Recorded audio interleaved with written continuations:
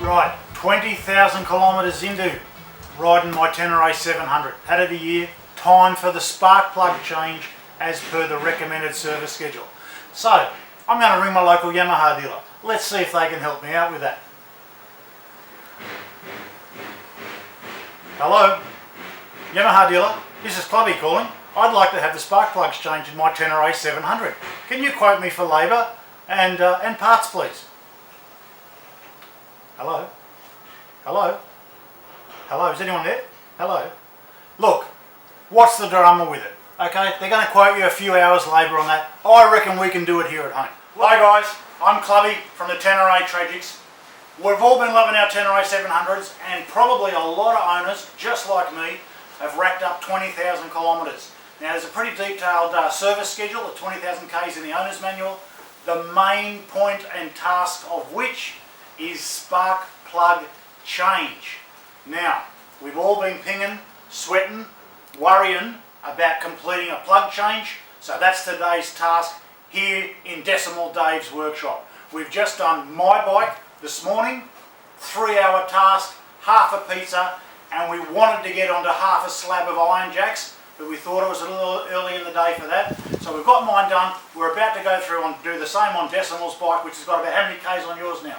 8,600. Only 8,000 Ks on Decimal's bike, but he's a prime performer, Decimal. He wants the added boost of NGK, iridium spark plugs. Better burning, correct? Yep. More efficient running, more efficient fuel use. More consistent flame throw. And more consistent flame throw, which actually if you've ever ridden with Decimal, you'll know that's an important thing, but it's all about performance, mate. Hey, they're a $20 investment per plug, but a lot better running, a lot more economical. More crisper. Crisper throttle response, and yep, we found that on my bike already. Let's get into it. Let's show you what it takes. It is involved, but it can be done in the home workshop with an average toolkit. Alright, so nothing extra special in terms of the tools that's required for the jobs. Allen key set, small socket set, hex keys, 4 and 5 mil hex keys, fit most of the fasteners on the bike, 10 mil socket mostly, a few other odd sizes required, tin snips, pliers, a long flat blade screwdriver, which you'll see why we use that, and then just a range of silicone spray, electrical contact spray, a bit of copper anti-seize compound as you would for a lot of applications on bolts as you refit things, penetrating oil, WD oil, and then but the real part that we found makes the job doable in its entirety is a plug spanner. Now it's a 14 mil fitting onto the NGK iridium plugs that we're fitting, but then it's a big long reach down into the top of the cylinder head to where the plug resides. So we've used a 15 mil tube spanner here and then put an extension into that, which we then put a 17 mil socket on the top to help us fasten and unfasten to get the plugs out and then reinstall them. But in total that's 30 centimetres long to get the reach down through the frame from where the tank sits. And it's all pretty sequential with all the body panel pieces. Just mind that some of them use Velcro fastenings, alignment tabs, just be careful with them as they come away. And then ultimately we need to then, the next major part then is removing the tank, or actually we found you can just move the tank and point it backwards and leave it attached at the fuel lines if you want to, or disconnect the fuel lines and the vent hose to take the tank away altogether, but you can leave the tank attached and turn it and sit it on the rear subframe while you get at the plugs. So while Dave's disassembling that rear mounting bracket for the tank, you'll notice that we're also running the Unifilter pre-filter snorkel on our airboxes. Been really happy with them to give a lot more protection in our Aussie, Australian especially, dusty conditions. Just a cheap and easy install, and just helps to get clean air into the airbox, or clean air into the airbox. So like we said, with the tank, there's just enough length in the fuel hose and the vent to be able to turn the tank around on the bike, leaving the fuel line attached. Careful not to touch the battery terminals. And as Decimal said, don't bump the battery terminals, heaven forbid. And just mind that there's the vent hose on the right side of the bike, which is this vent hose here, which might come away. And just note where it reattaches back onto the bike. That's the vent hose which can get dismantled. So as you can see, these are the body panels that will come away to gain access. The seat as well. That's the rear mount for the tank. We take it right off the tank. You can possibly leave that attached to the tank, but again, it was just as quick and easy to take it apart. A tip is to lay everything out in the order you take it off. Keep the relevant fasteners with the relevant parts, just for when you go for installation again afterwards. So of course it's all about getting at the spark plugs, which means we need access. There's not a lot, so we've got to create the access to get to the plugs. So what we found is we actually detached these supports here for the front steering head and fairing mounts. We actually disconnect that, and then down here right on top of the motor above the plug cavities, we're also going to loosen off the reg unit, the ABS control unit, and then over on the right side of the bike, this big entire coupling of wiring here and hoses. Just loosen them all off, and the important part then is also, you'll see us, we're going to disconnect, loosen is a better word probably, the radiator. You disconnect it on the right side here, and then that allows you to slide the radiator off its mount and give access, because we come in from the front under the frame here to eventually get to the spark plugs. Right, so getting access to move the radiator requires taking away this high pressure line here, running across the top of the radiator. They're fiddly little clasps. Can you pass me a bit of penetrating, please? Thank you. And as we'll find a lot of the time, a little bit of lubricant, this is penetrating lubricant, just helps things slide and move, particularly when they're these little, like automotive style clasps in very tight orifices. Needle nose pliers here with a 90-degree angle are helping decimal. And these clasps are full of dirt too. And they're full of dirt, of course. Being here at the front of the bike, they get covered from the front wheel. They're fiddly, just be delicate, get some lube onto them. So you can see like that, there's the clasp there, see? So yeah, you've got to push it in, you've got to... The trick with the radiator, it actually slides into place on a couple of lugs. So it slides on to the left side of the bike. So to remove it, you take off this right side fastener, which Dave's done here. Yep. Give the radiator a bit of movement, give it a wiggle, and then you're trying to pull it about an inch to the right to get it off its mount lugs, yep, which will then give us enough room to move the radiator forward and get our hands in here underneath these main frame spars to get in at the plugs. Okay, Clubby. Alright, and we found it's an easier as a two-man job on this one. There we go. It's come off to the right, off its mount points. There's one more to come. And one more to come there. The main one's up on top and another one up there supporting it. And there you go, it'll come to the right, down, and then go forward. Now we can get our monkey paws in here where we need to be working at the coil caps and the spark plugs. And again, continuing that theme of giving us access into the top of the motor. Removing some other fasteners here. That one there Dave just did is just again a part of support up there to the nav tower. That gives us a bit more wiggle room to then be able to move the reg and ABS pump and the coupler mount that it all sits on. There's a little sensor here at the back tilt switch that we also will disconnect now, just again to give us a little wiggle room here on this left side of the top of the motor to be able to get in at the top of the plug cavity. If you have a look here, Russ, the plugs are down there, like somewhere. That's the call. It's down in there, somewhere. Alright, so we've got everything loose. Yep, little sensor there, away. And that just now, look at the wiggle room we've got now with the rec red and the ABS unit. Alright, so again you can see what Decimal's done there. We're removing that nav tower support. The coupler we've now brought forward away from the frame, from its fixing point there. It's come to the outside. Now we're getting access to be able to get plug spanner straight down into there to the cavity where the plug is hidden beneath the coil cap there.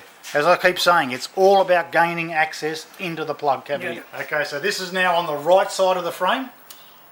Above those, all that big wiring loom connections and another coupler over there. Hydraulic hoses as well.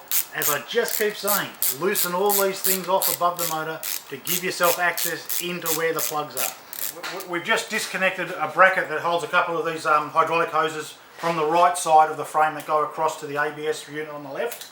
Again, it's just access. Now Dave's just, there's all these electrical couplings here on the right side of the bike. They're just all held together just by a couple of self-fastening zip ties, reusable zip ties. There's two big ones there that you can just... If you can get to them. No, it's tight, but we've done it, mate. We'll be right. Find it, mate. Just turn it around.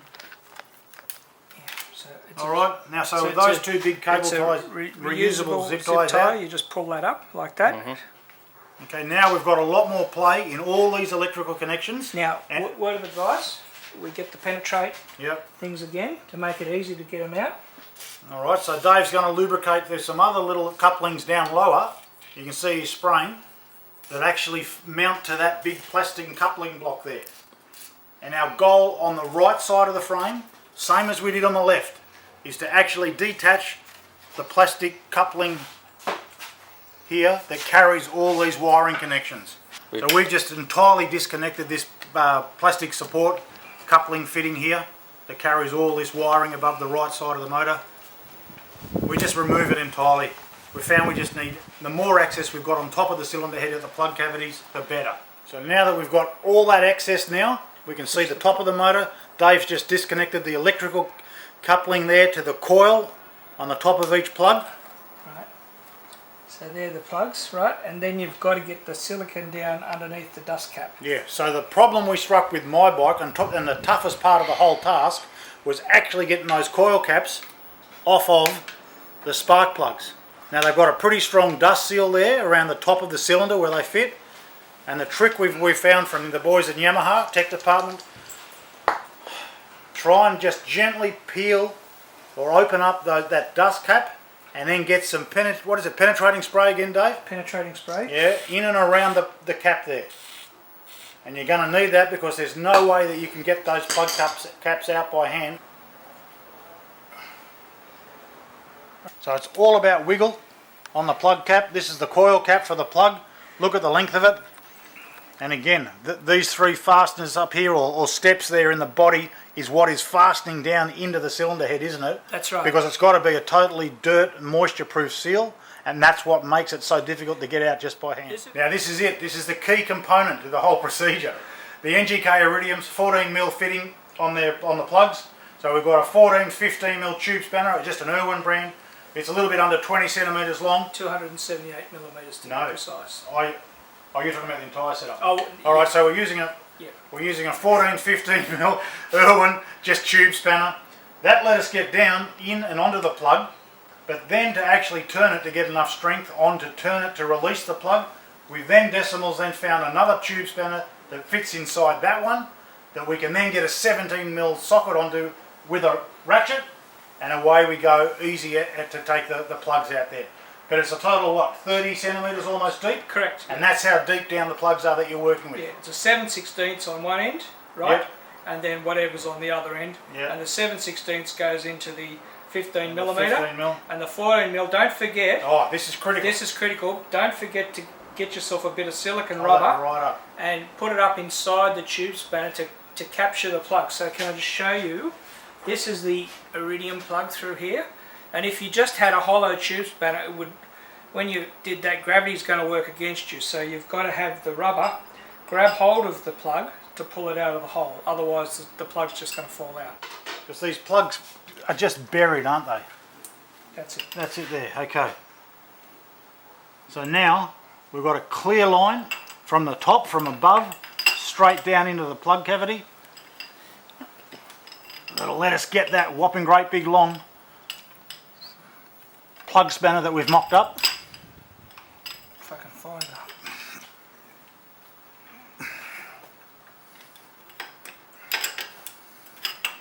What do I do? Do I get it in down? No, I think you're not quite perpendicular to it, like you're not quite getting at it straight, mate. No. Something else is fouling you more. Got it now. Got Okay, it now. there you so go. I'm on there now. Alright? Alright, so again, we can now just fasten a 17mm socket straight onto this second plug spanner to then give us easy removal of the plug.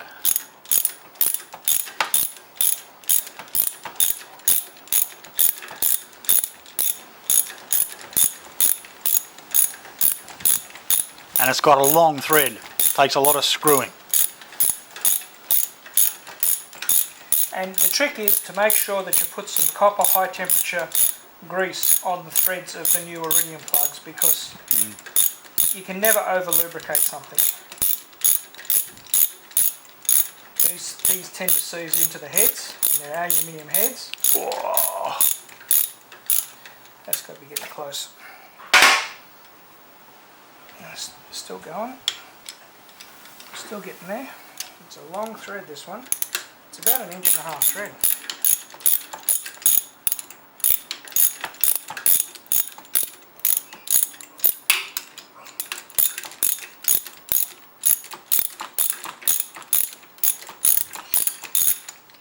There we go. So this is where we get very Careful. careful. Oh, Careful for that reason. You got it? yep. You got to be careful not to bump it. And there she is. Nice and rich, Decimal. Ready?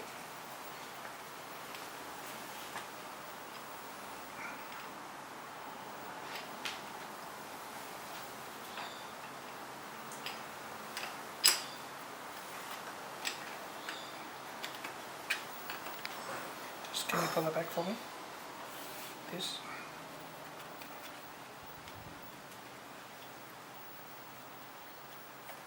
Okay, I'll just make sure it's started.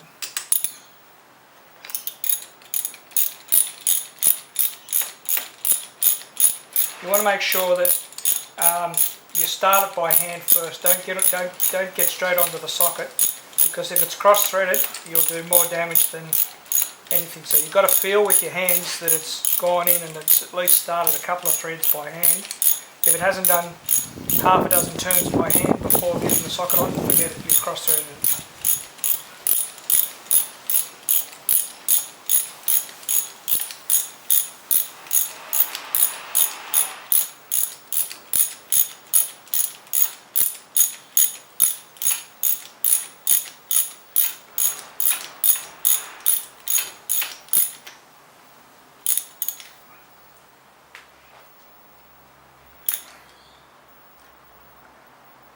Okay, I'm happy with that. That's it. Right hand side plug we've done first, removed, replaced. Now it's repeat the same situation over on the left side plug. Again, it's all about getting access there, moving that ABS module, a few other bits and pieces there. But again, Decimal can get straight down with the big long plug spanner. He's already onto the second plug, removing it. We'll swap it over, put it in, and then it's just about, you basically reverse the entire process to put the bike back together. So how long does it take? Alright, this morning on my bike, it was nearly 3 hours start to finish, as we were sort of like just basically making our own path, our own route through the job. The manual instructions, pretty light on for sure. This time around, the second bike today, Decimal 700, we're 1 hour in now. Decimal's just about to refit the coil caps back into the cavities. Then we'll just start basically the reassembly process. So 1 to 2 hours, depending on how many times you've done it before. And just remember, it's got to be done at 20,000 Ks, plug replacement. Stop the clock. 1 hour, 40 minutes that time. 3 hours this morning on my bike, hour 40 now on Decimal's bike. It's a fiddly job, but isn't it, Decimal? It's all about access. Access down into those coil caps and down into the plug cavities. But it's all doable. Nothing special in the way of tools, other than we found that really deep plug spanner. Just made life easier, right? Yeah. Well done, mate. Thank you, mate. I think it's time to be a rorting, Decimal, isn't it? Let's hear it fire up. Come on. Hey, yeah. Let's hear it. It's going to bark now with those plugs. It does, actually. It really does.